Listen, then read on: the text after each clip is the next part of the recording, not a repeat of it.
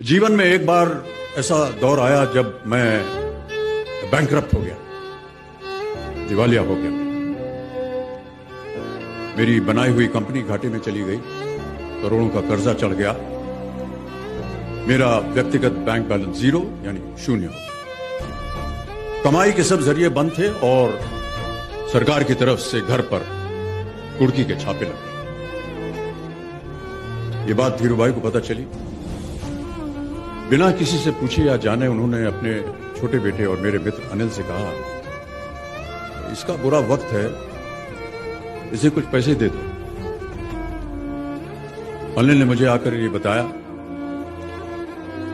देवी और सज्जनों, जितना वो देना चाह रहे थे उससे मेरी सारी दुविधा और परेशानियां खत्म हो जाती। उनकी उदारता पर मैं भावुक हुआ, लेकिन मुझे लगा कि मैं उनकी उदारता को स्वीकार न कर पाऊं। ईश्वर की कृपा रही और कुछ संकट के दिनों के बाद समा बदला, काम मिलना शुरू हुआ और धीरे धीरे मैं अपने सारे कर्जे उतार पाया। एक शाम धीरूभाई के निवास स्थान से इवेंट पर एक दावत के अवसर पर मुझे भी आमंत्रित किया गया।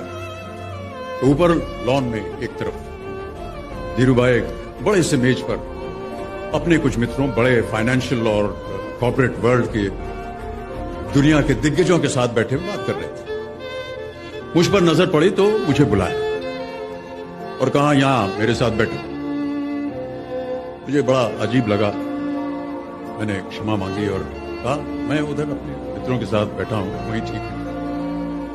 उन्होंने जिद की और बैठा लिया मुझे। फिर अपनी उस दिग्गजों की महफिल में उन्होंने कहा, ये लड़का गिर गया था लेकिन अपने बल पर फिर खड़ा हो गया है, मैं इसकी इज्जत करता हूं।